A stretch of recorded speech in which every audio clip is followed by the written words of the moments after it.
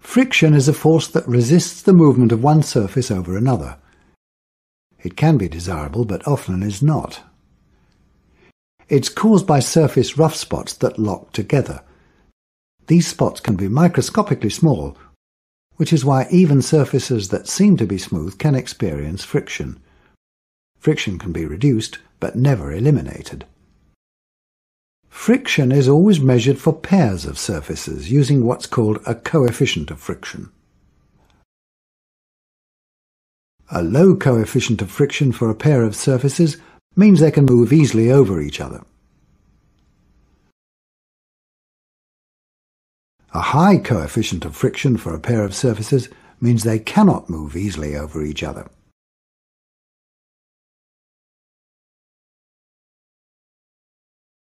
A lever is basically a bar which is pivoted at some point called a fulcrum. An effort applied at some point on the lever overcomes a load at some point also on the lever.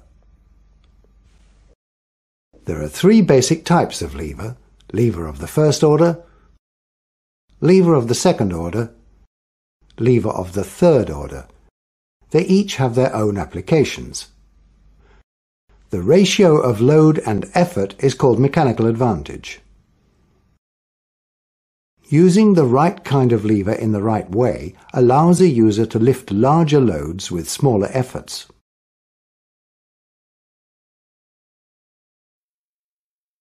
Several factors can influence vehicle braking: road surface, road conditions, the weight of the vehicle, the load on the wheel during stopping, different maneuvers, and of course the tires on the vehicle.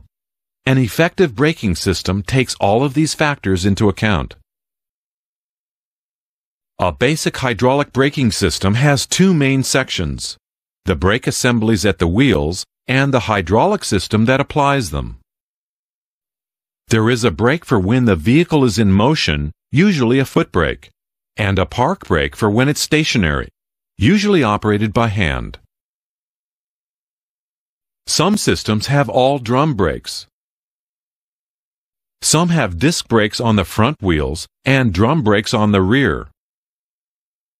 Others have all disc brakes. A basic braking system has a brake pedal,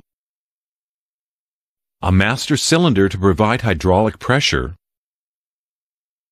brake lines and hoses to connect the master cylinder to the brake assemblies, fluid to transmit force from the master cylinders to the wheel cylinders of the brake assemblies, and the brake assemblies, drum or disc, that stop the wheels.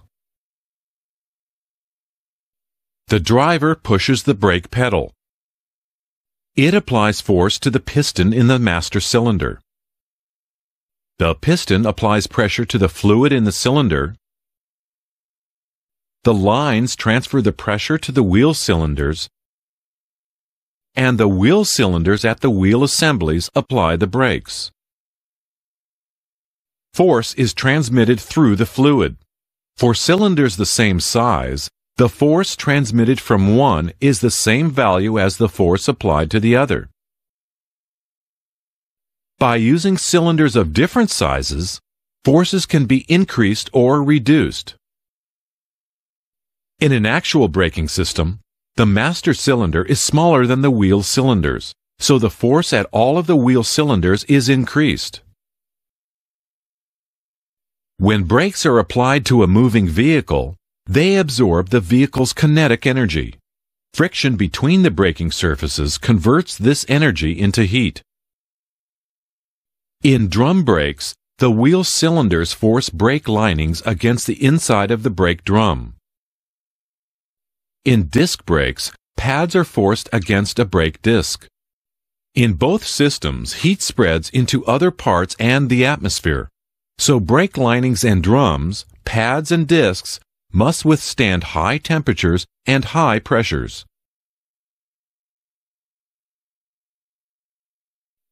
On modern vehicles, this basic system has some refinements, such as a power booster. This helps the driver apply the brakes.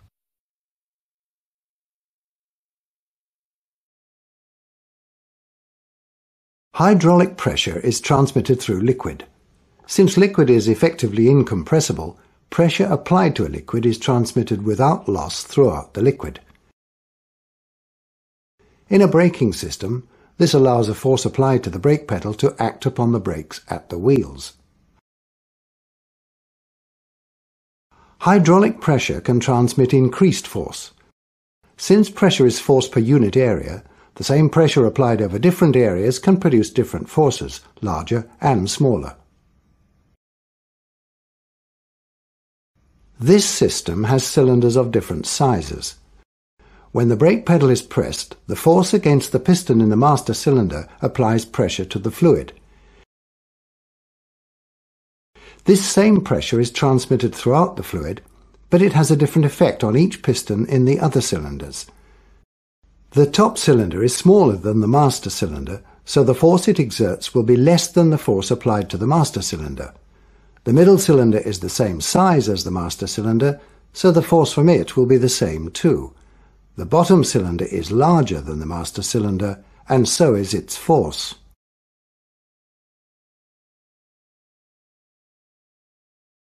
Drum brakes have a drum attached to the wheel hub, and braking occurs by means of brake shoes expanding against the inside of the drum. With disc brakes, a disc attached to the wheel hub is clamped between two brake pads. On light vehicles, both of these systems are hydraulically operated. The brake pedal operates a master cylinder. Hydraulic lines and hoses connect the master cylinder to brake cylinders at the wheels. Most modern light vehicles have either disc brakes on the front wheels and drum brakes on the rear, or disc brakes on all four wheels. Disc brakes require greater forces to operate them. A brake booster assists the driver by increasing the force applied to the master cylinder when the brake is operated. The anti-lock braking system prevents wheel lock or skidding, no matter how hard brakes are applied or how slippery the road surface.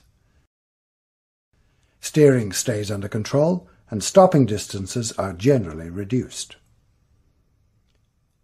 It consists of a brake pedal, a master cylinder, wheel speed sensors, the electronic control unit or ECU, and the hydraulic control unit, also called a hydraulic modulator.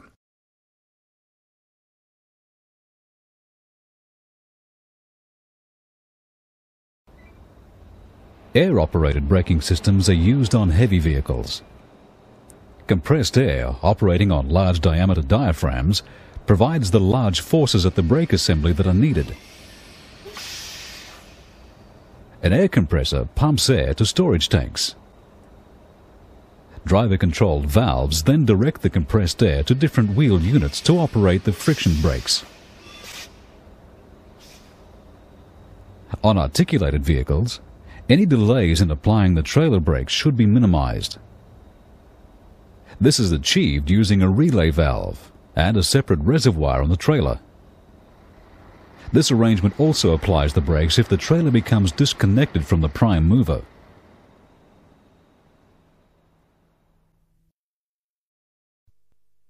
Applying brakes too hard or on a slippery surface can cause the wheels to lock. When wheels lock, steering control is lost, and in most cases, it produces longer stopping distances. The anti-lock braking system prevents wheels locking or skidding, no matter how hard brakes are applied or how slippery the road surface. Steering stays under control and stopping distances are generally reduced. It consists of a brake pedal, a master cylinder, wheel speed sensors, the electronic control unit or ECU, and the hydraulic control unit, also called a hydraulic modulator. The wheel speed sensor consists of a notched or toothed rotor that rotates with each wheel, and a pickup. As the wheel turns, a small voltage pulse is induced into the pickup and sent to the electronic control unit. When the brakes are applied, the wheel's speed of rotation changes. This sends a new signal to the ECU. If the control unit detects that a wheel might lock, it sends a signal to the hydraulic control unit. In a 3-channel system, the hydraulic control unit uses 3 solenoid valves to control brake pressure and prevent them locking. The valves are in series with the brake master cylinder and the brake circuits.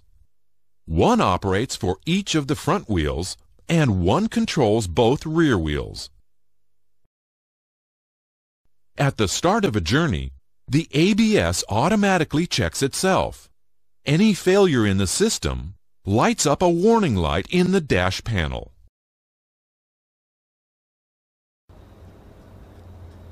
Trailers and caravans towed by light vehicles must have a braking system if the trailer gross mass exceeds a certain value. An electric braking system is commonly used to activate the drum-type friction brakes on the trailer. Braking effect can be increased or reduced by the driver adjusting a control unit to suit the load on the trailer. When the brakes in the towing vehicle are applied, the brake light circuit sends the signal to the control unit. The control unit then sends an appropriate current to the trailer brake actuators to operate the trailer brakes at the level selected.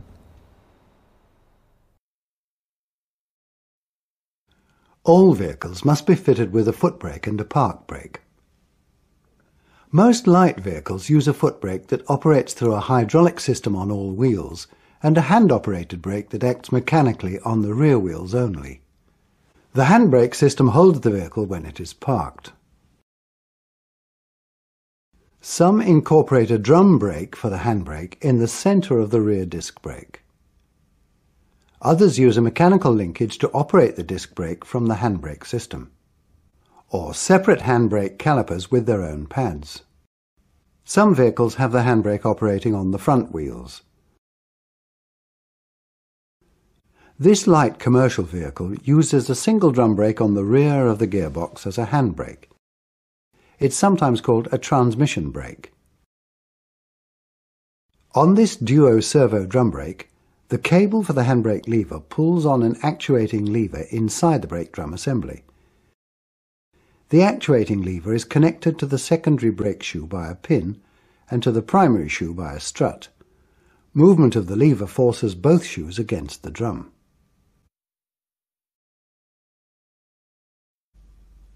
The brake pedal uses leverage to transfer the effort from the driver's foot to the master cylinder. Different lever designs can alter the effort the driver needs to make. It's usually suspended from a bracket between the dash panel and the firewall. In many vehicles, the brake pedal is either connected to a switch or in contact with one. It operates the stop lights when the brake pedal is depressed. Brake lines carry brake fluid from the master cylinder to the brakes. They are basically the same on all brake systems. For most of their length, they are steel and attached to the body with clips or brackets to prevent damage from vibration. A flexible section must be included between the body and suspension to allow for steering and suspension movement. These flexible lines are made of reinforced tubing to protect them from objects that could be thrown by the tires. In some vehicles, the brake lines are inside the vehicle to protect them from corrosion. The brake fluid transmits hydraulic pressure from the master cylinder to the wheels. It is a special fluid with special properties. Most are a mixture of glycerin and alcohol, called glycol, with additives to give it the characteristics that are needed. It must have the correct viscosity for hot and cold conditions. Its boiling point must be higher than the temperature reached by the system. It must not damage seals, gaskets, or hoses, or cause corrosion.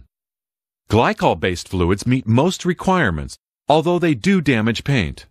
And they absorb moisture, hence the warnings. This is important because as moisture is absorbed, it lowers the boiling point of the fluid.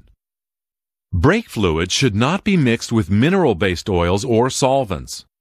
If contamination is suspected, the braking system must be drained and flushed with a suitable solvent and rubber components replaced.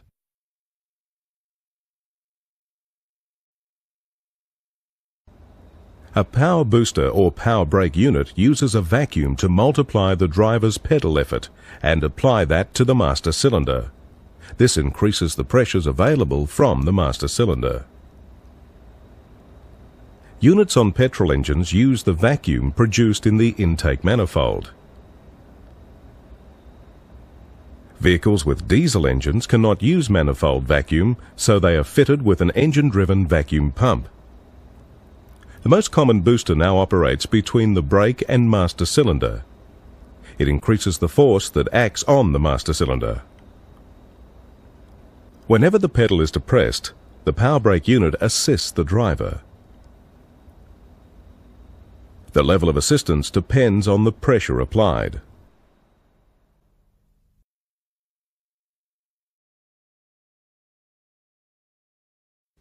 When the driver moves the brake pedal pushrod, it transmits movement through the power unit to the master cylinder piston to apply the brakes.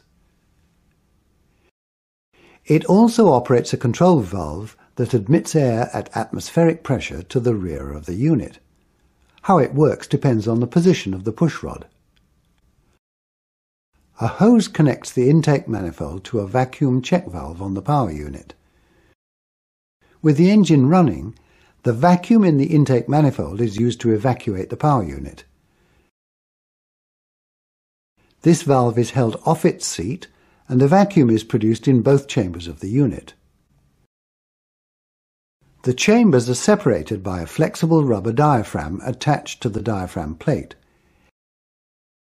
It's held in the off position by a diaphragm return spring. The master cylinder pushrod and the control valve assembly are centrally located on each side of the plate. As the brakes are applied, the pedal, pushrod and plunger move forward in the diaphragm plate. This brings the control valve into contact with the vacuum port seat. It closes the vacuum port, sealing off the passage connecting the chambers. Further movement of the pushrod and plunger moves the air valve away from the control valve to open the atmospheric port. Air at atmospheric pressure comes into the air filter and passages and enters the chamber at the rear of the diaphragm. The difference in pressure now on both sides of the diaphragm moves the diaphragm plate forward, and it takes the master cylinder pushrod with it.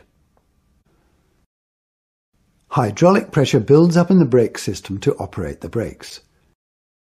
As pressure rises, a counterforce acts through the master cylinder pushrod and the reaction disc. This counterforce acts against the plunger and pedal pushrod. It tends to move the plunger slightly to the rear and it closes off the atmospheric port. If the vacuum source is interrupted, then, as the pedal is pushed down, the pedal pushrod and plunger assembly come in contact with the reaction disc. This forces the master cylinder pushrod forward to operate the brakes. The pedal force needed then is much greater than with vacuum assistance.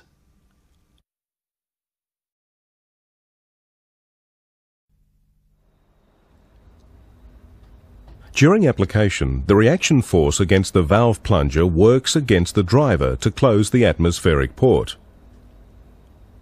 With both the atmospheric and the vacuum ports closed, the power unit is in a holding position. It stays this way until increased pedal force reopens the atmospheric port, or a drop in pedal force reopens the vacuum port.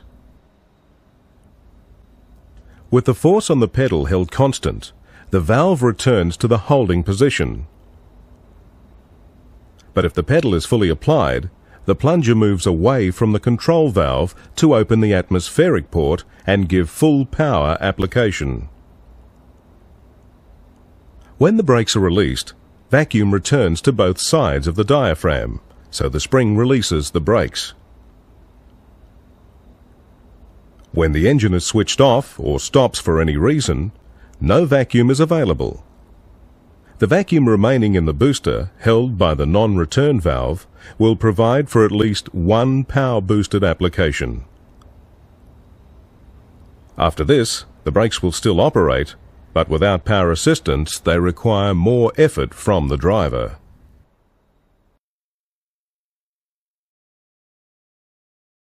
Bleeding means removing air from a hydraulic system. When pressure is applied to liquid in a hydraulic system, the liquid does not compress into a smaller volume. Pressure is transmitted without loss. Gases, however, are compressible. Pressure applied to air changes its volume and some pressure is lost. That's why if air enters a hydraulic braking system, it can be dangerous.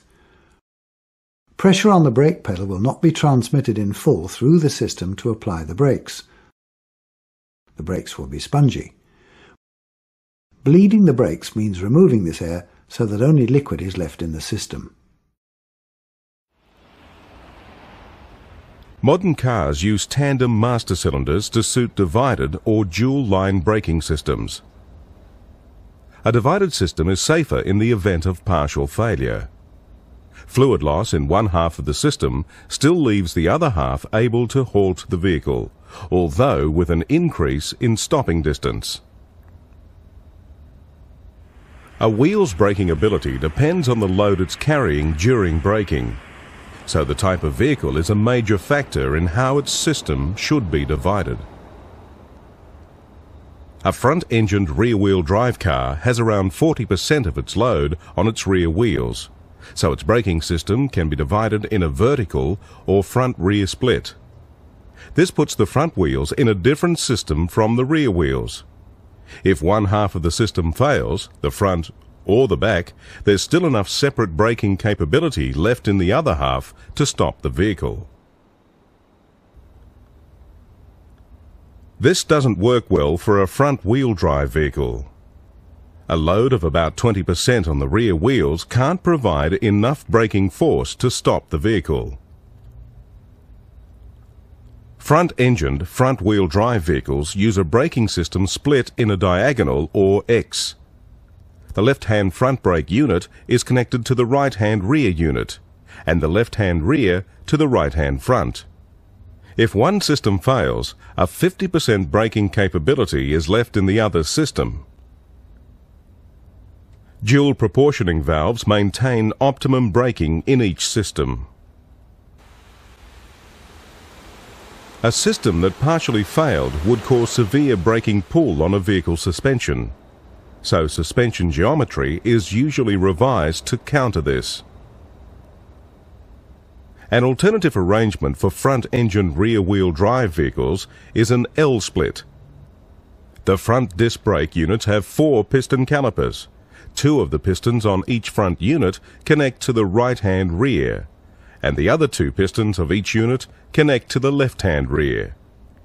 As with the X-split, if there is failure of either half of the system, it still leaves 50% braking capability.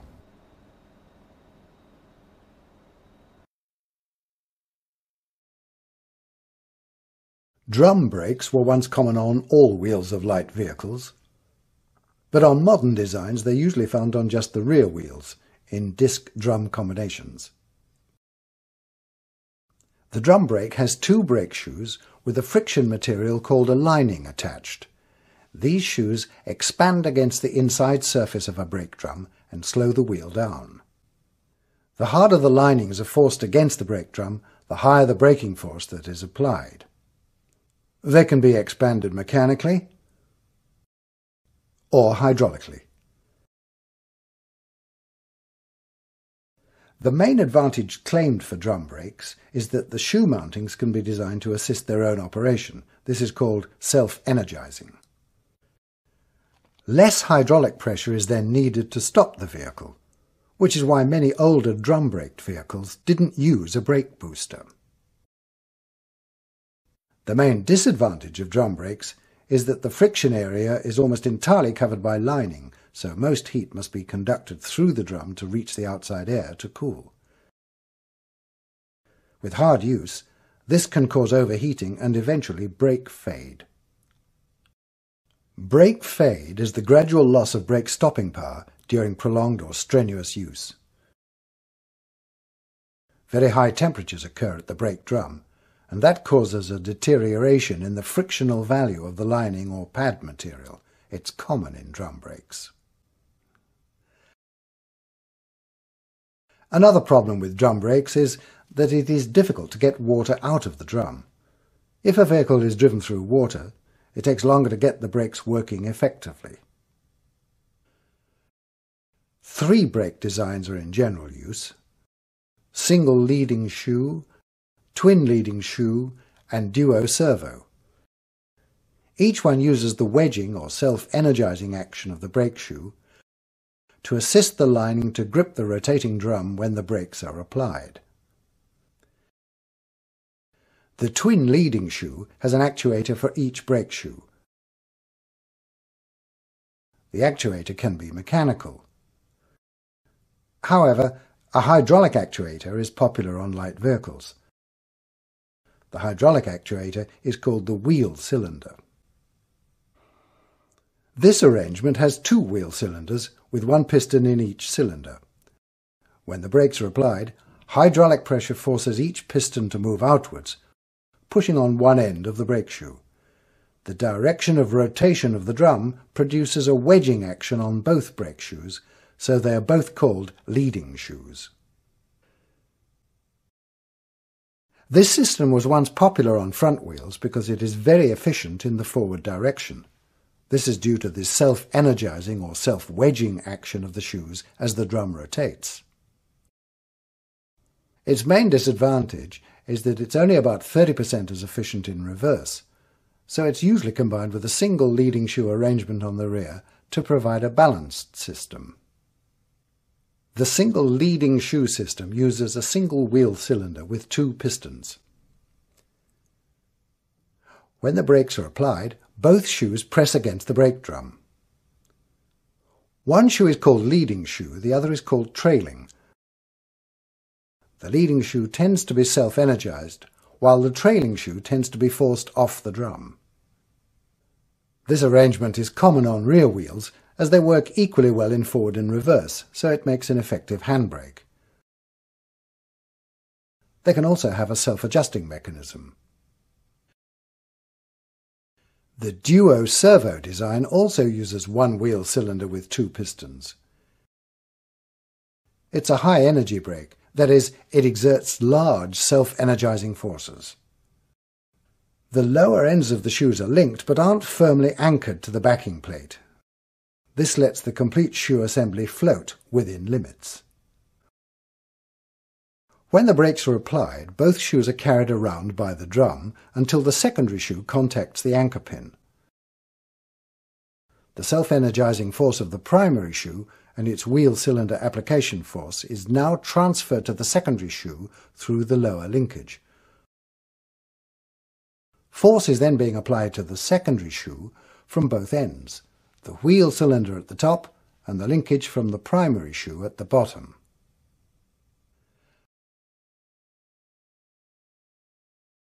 The primary shoe has the shorter lining and is always fitted ahead of the wheel cylinder in terms of drum rotation.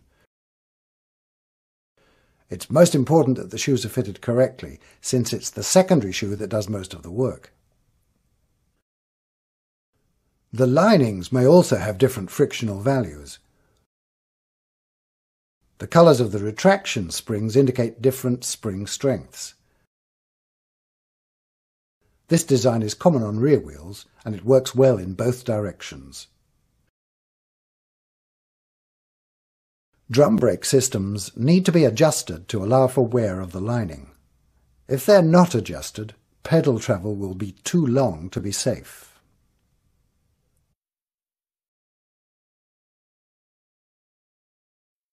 The master cylinder is connected to the brake pedal via a pushrod.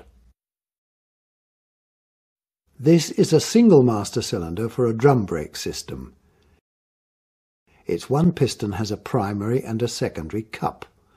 These are also known as seals because when force is applied to the brake pedal, the primary cup seals the pressure in the cylinder. The secondary cup prevents loss of fluid past the end of the piston. An outlet port links the cylinder to the brake lines. An inlet port connects the reservoir with the space around the piston. A compensating port connects the reservoir to the cylinder ahead of the primary cup. With the brakes off, this port connects the brake system with the reservoir. It compensates for changes in volume of the fluid due to heat or wear. The rod from the brake pedal pushes on the piston. It moves, closing off the compensating port and trapping fluid ahead of the primary cup. Any fluid trapped in the cylinder is then forced through a valve, called a residual pressure valve, into the brake lines. When the brakes are released, the master cylinder piston returns to its original position. When the piston fully returns against its stop, the primary cup uncovers the compensating port. Fluid ahead of the primary cup can now return this way to the reservoir. When the pedal is released quickly, the spring makes the piston return quickly, but the fluid cannot return as quickly to the cylinder. A low pressure area develops ahead of the primary cup, which could draw air into the system. To prevent this, small holes are drilled in the piston.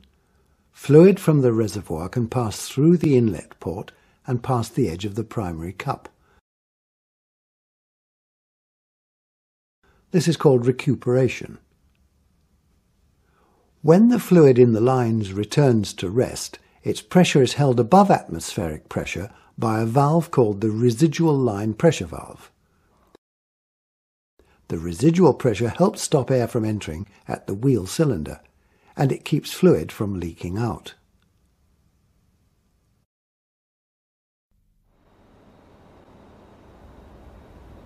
With a basic master cylinder in the braking system, any loss of fluid, say because a component fails, could mean the whole braking system fails. To reduce this risk, modern vehicles must have at least 2 separate hydraulic systems. That's why the tandem master cylinder was introduced. Like 2 single piston cylinders end to end, a tandem cylinder has a primary piston and a secondary piston. Each section of the cylinder has inlet and outlet ports and compensating ports. There can be 2 separate reservoirs, or just one, but it is divided into separate sections. When the brake is applied, the primary piston moves and closes its compensating port. Fluid pressure rises and acts on the secondary piston. It moves, closing its compensating port. Pressure builds up in this circuit. Both pistons then move and displace fluid into their separate circuits and apply the brakes. If there is a failure in the secondary circuit, the primary system continues to operate normally, but with increased travel. If the primary circuit fails, no pressure is generated to move the secondary piston. So a rod attached to the front of the primary piston will push the secondary piston directly so that it still operates. A switch can warn of loss of pressure in the front or rear circuits. Or one that warns of low fluid level can be fitted to the reservoir. The tandem master cylinder, just like the single piston master cylinder, can have problems with the low pressure area developing when the piston returns quickly but the fluid lags. The tandem master cylinder overcomes this by using grooves in the side of the primary cup. These grooves allow fluid to flow from the inlet port into the low pressure area.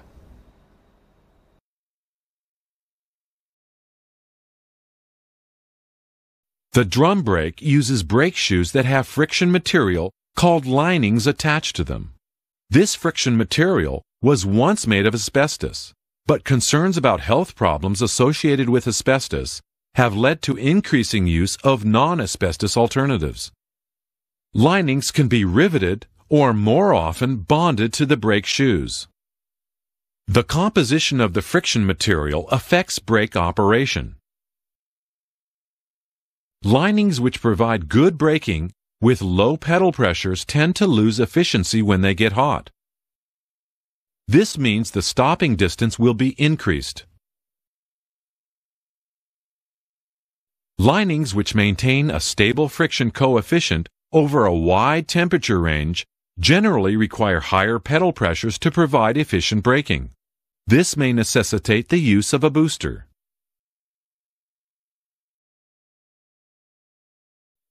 All of the brake unit components, except the brake drum, are mounted on a backing plate bolted to the vehicle axle housing or suspension. The backing plate is usually pressed from heavy gauge steel. It has a raised outer edge that fits into a groove or recess in the brake drum and helps keep out any dust or dirt. Some vehicles have manual brake adjusters, so openings are usually provided to allow for adjustments without having to remove the wheel and brake drum.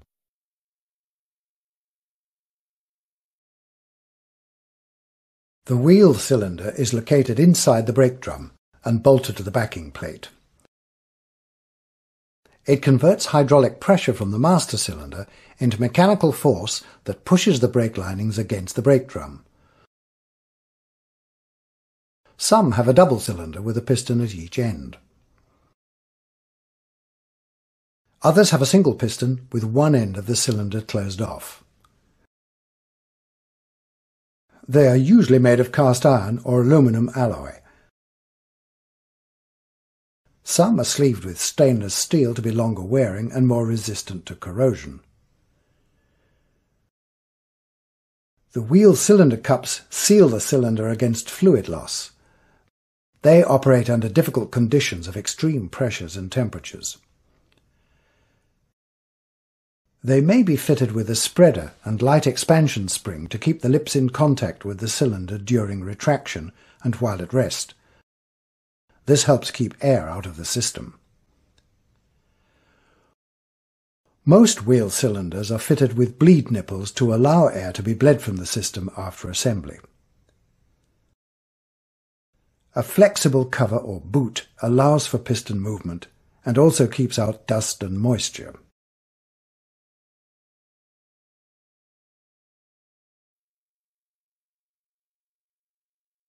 The proportioning valve adjusts braking force to allow for load transfer. It can be pressure sensitive or load sensitive. The pressure sensitive valve can be in the master cylinder or in a separate unit in the rear brake circuit. The load sensitive type can be in the body or the axle, where it can respond to load changes and change the braking effort as needed. Master cylinder applications usually combine the proportioning valve with a pressure differential switch. In normal braking, the poppet piston is held in a relaxed position by a large pressure spring. The poppet valve is held against its retainer by a light return spring, and fluid passes freely through the valve to the rear brakes.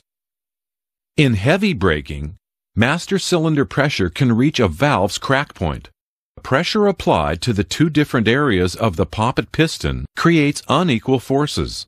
That moves the poppet piston against the large pressure spring. This action holds the conical section of the valve against the seat, which limits the pressure increase to the rear brakes. As greater pedal force increases pressure in the master cylinder, fluid pressure rises on the smaller end of the piston. This combines with the force of the pressure spring to overcome the lower pressure now on the larger end. This forces the piston back, clear of the poppet valve. The increased pressure now acts on the larger end of the poppet piston and again forces the piston forward to contact the valve. When the pedal is released, the pressure of the rear brake fluid unseats the poppet valve, letting fluid return to the master cylinder. The pressure spring now returns the poppet piston to its relaxed position. Should the front brake system fail, the warning lamp spool moves forward, taking the poppet valve with it. Pressure in the rear brakes rises and the piston moves forward, but it can't seal on the valve.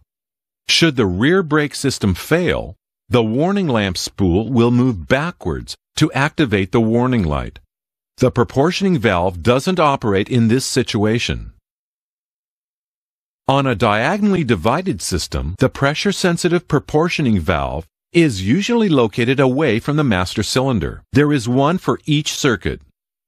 They each operate in a similar way to the pressure-sensitive proportioning valve located in the master cylinder, but without the pressure differential warning light circuit. The load-sensing proportioning valve is usually located in the rear brake circuit on the chassis. A diagonally split system may have two load-sensing proportioning valves, one for each brake. The unit is mounted on the chassis around the rear suspension.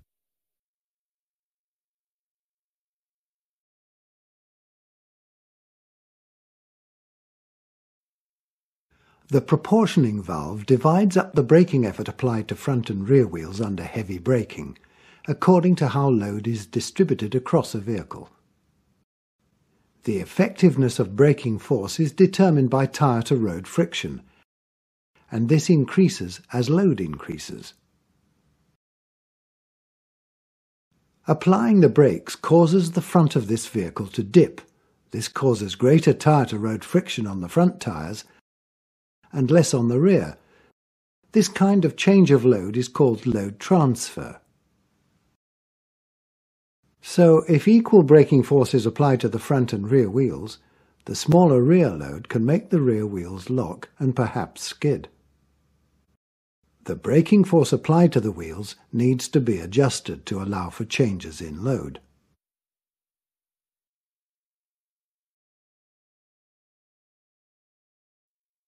Disc brakes can be used on all four wheels of a vehicle, or combined with disc brakes on the front wheels and drum brakes on the rear. When the brake pedal is depressed, a push rod transfers the force through a brake booster to a hydraulic master cylinder. The master cylinder converts the force into hydraulic pressure, which is then transmitted via connecting pipes and hoses to one or more pistons at each brake caliper. The pistons operate on friction pads to provide a clamping force on a rotating flat disc that is attached to the wheel hub. This clamping tries to stop the rotation of the disc and the wheel.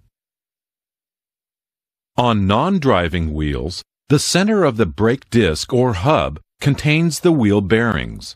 The hub can be part of the brake disc, or a separate assembly between the wheel and hub with nuts or bolts.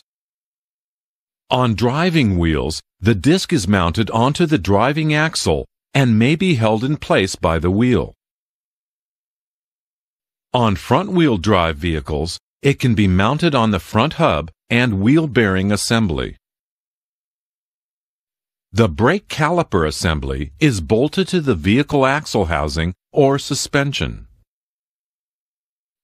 In most cases, the brake is positioned as close as possible to the wheel. But there are exceptions.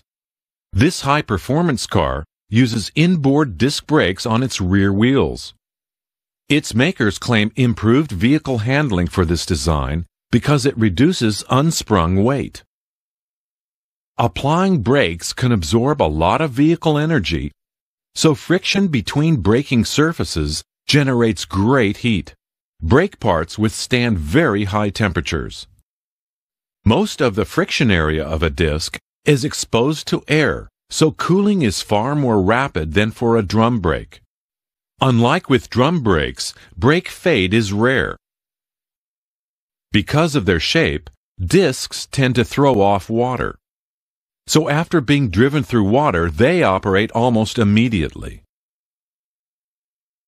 Disc brakes need much higher pressures to operate than drum brakes. So almost all disc brake systems need a power brake booster to help reduce the pedal forces that are needed from the driver. Because of the high forces needed to apply a disc brake, using it as a handbrake is less common. Some vehicles build a drum brake into the center of the rear disc to provide for park brake operation. Most disc brake systems use a tandem master cylinder. It is connected to the brake pedal via a pushrod. With a basic master cylinder in the braking system, any loss of fluid, say because a component fails, could mean the whole braking system fails. To reduce this risk, modern vehicles must have at least 2 separate hydraulic systems. That's why the tandem master cylinder was introduced. Like 2 single-piston cylinders end-to-end, a tandem cylinder has a primary piston and a secondary piston. Each section of the cylinder has an inlet and outlet port and a compensating port. There can be 2 separate reservoirs, or just one, but it is divided into separate sections. When the brake is applied, the primary piston moves and closes its compensating port. Fluid pressure rises and acts on the secondary piston. It moves, closing its compensating port. Pressure builds up in this circuit. Both pistons continue to move and displace fluid into their separate circuits and apply the brakes. If there is a failure in the secondary circuit, the primary system continues to operate normally, but with increased travel. If the primary circuit fails, no pressure is generated to move the secondary piston. So a rod attached to the front of the primary piston will push the secondary piston directly so that it still operates. A switch can warn of loss of pressure in the front or rear circuits. Or one that warns of low fluid level can be fitted to the reservoir. The tandem master cylinder can have problems with a low pressure area developing when the piston returns quickly, but the fluid lags. The tandem master cylinder overcomes this by using grooves in the side of the primary cup. These grooves allow fluid to flow from the inlet port into the low pressure area. The disc brake caliper assembly is bolted to the vehicle axle housing or suspension. There are 2 main types: fixed and sliding. Fixed calipers can have 2, 3, or 4 pistons. 2-piston calipers have 1 piston on each side of the disc. Each piston has its own disc pad. When the brakes are applied, hydraulic pressure forces both pistons inwards, causing the pads to come in contact with the rotating disc. The sliding or floating caliper has 2 pads but only 1 piston. The caliper is mounted on pins or bushes that let it move from side to side. When the brakes are applied, hydraulic pressure forces the piston inwards. This pushes the pad against the disc. The caliper is free to move on slides, so there is a clamping effect between the inner and outer pads. Equal force is then applied to both pads, which clamp against the disc. In disc brake calipers, the piston moves against a stationary square section sealing ring. When the brakes are applied, the piston slightly deforms the seal. When the brakes are released, the seal returns to its original shape. The action of this sealing ring retracts the piston to provide a small running clearance between the disc and pads. It also makes the brake self-adjusting.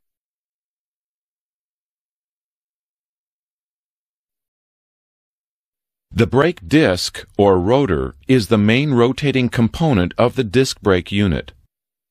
It's usually made of cast iron, because it's hard-wearing and can resist high temperatures.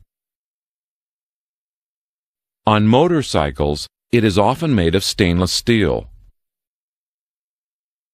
Most brake discs are stamped with the manufacturer's minimum thickness specification. When the pad wears, if the thickness of the disc were below this minimum, the piston may go beyond the sealing edge. Ventilated discs can be used to improve cooling. These slots are designed to use centrifugal force to cause airflow when the disc is rotating. Some discs are drilled or slotted on their friction surface to improve cooling and assist with removing water. Disc brake pads consist of friction material bonded onto a steel backing plate. The backing plate has lugs that locate the pad in the correct position in relation to the disc. Calipers are usually designed so that the condition of the pads can be checked easily once the wheel has been removed, and to allow the pads to be replaced with a minimum of disassembly. Some pads have a groove cut into the friction surface.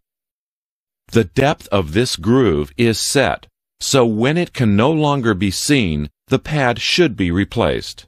Some pads have a wire in the friction material at the minimum wear thickness.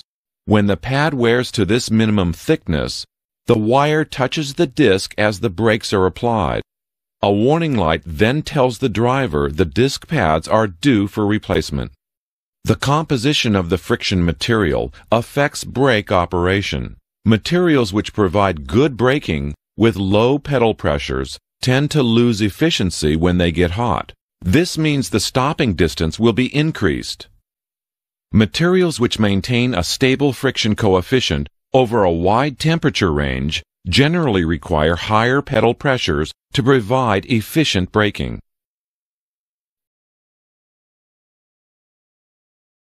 During normal braking, as the rotational speed of the wheel falls, no electric current flows from the ECU to the hydraulic unit. The solenoid valve is not energized. The brake master cylinder hydraulic pressure is applied to the brake unit, and the ABS is not involved. However, even though the ABS is passive during normal braking, its control module is constantly monitoring for rapid deceleration of any of the wheels. If a wheel speed sensor signals severe wheel deceleration, which means the wheel is likely to lock up, the ECU sends a current to the hydraulic unit. This energizes the solenoid valve.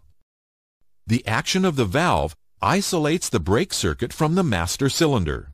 This stops the braking pressure at that wheel from rising and keeps it constant. If the sensors signal the wheel is still decelerating too rapidly, the ECU sends a larger current to the hydraulic unit. The armature moves even further and opens the valve. It opens a passage from the brake circuit. Brake fluid is sent from the brake circuit back to the master cylinder. Pressure in the brake caliper circuit is reduced so that the wheel is braked less heavily. If the wheel sensors indicate that lowering the brake pressure is letting the wheel accelerate again, the ECU stops sending current to the hydraulic unit and de-energizes the solenoid valve. This lets the pressure increase so that the wheel is again decelerated. This cycle repeats about 4 to 6 times per second. It is normal in an ABS for the valves in the hydraulic control unit to keep changing position as they change the brake pressure that's being applied. These changes in position may cause rapid pulsations to be felt through the brake pedal.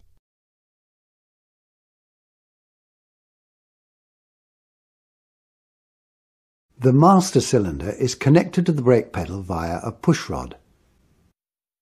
The ABS master cylinder is similar to the tandem master cylinder used in divided systems.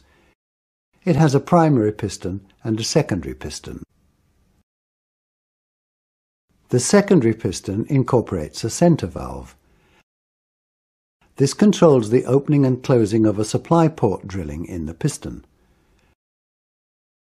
At rest, the supply port is open and connects the reservoir with the front brake circuits. The primary piston still has an inlet port and a compensating port. When the brake is applied, the primary piston moves, which closes its compensating port. Fluid pressure in the primary circuit rises. It acts with the primary piston spring to move the secondary piston forward, closing the center valve. Pressure builds in the secondary circuit. Pressure keeps building in both circuits and applies the brakes in both circuits. If the secondary circuit fails, the secondary piston is forced to the end of the cylinder. When it reaches the end, pressure builds in the primary circuit. If the primary circuit fails, the primary piston contacts the secondary piston and pushes it to operate the secondary circuit. In normal operation, when the pedal is released, the springs in the master cylinder push the pistons back more quickly than the fluid can flow back from the wheel brake units. This creates a low pressure area in front of each piston. Such low pressures can cause air to be drawn into the system. To prevent this, there are recuperating grooves in the primary piston and the seal.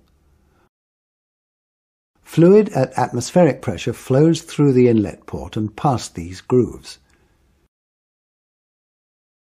When the primary piston is returned fully, any extra fluid coming back from the brake units displaces fluid into the reservoir through the compensating port. In the secondary circuit, fluid also at atmospheric pressure is forced back into the inlet port. The inlet port connects with the supply port drilling in the piston. Any difference in pressure lifts the center valve from its seat and lets fluid enter the chamber ahead of the secondary seal and prevents low pressures developing.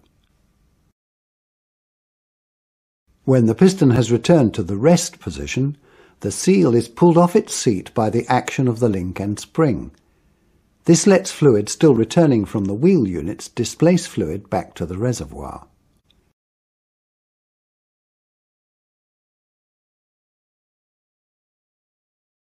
If braking conditions are such that the hydraulic modulator must return brake fluid to the master cylinder, then for the front brake circuits, fluid is returned to the front section.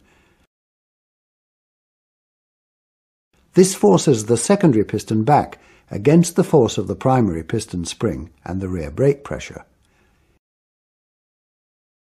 If enough fluid returns, the center valve opens and allows fluid to return to the reservoir. If fluid is returned from the rear brake circuit, the secondary and primary pistons tend to be forced apart. The amount of fluid that returns to the master cylinder is determined by the degree of anti-lock braking control. With approximately 4 to 6 ABS control cycles per second, the rapid changes in pressure cause pulsations that can be felt by the driver at the brake pedal.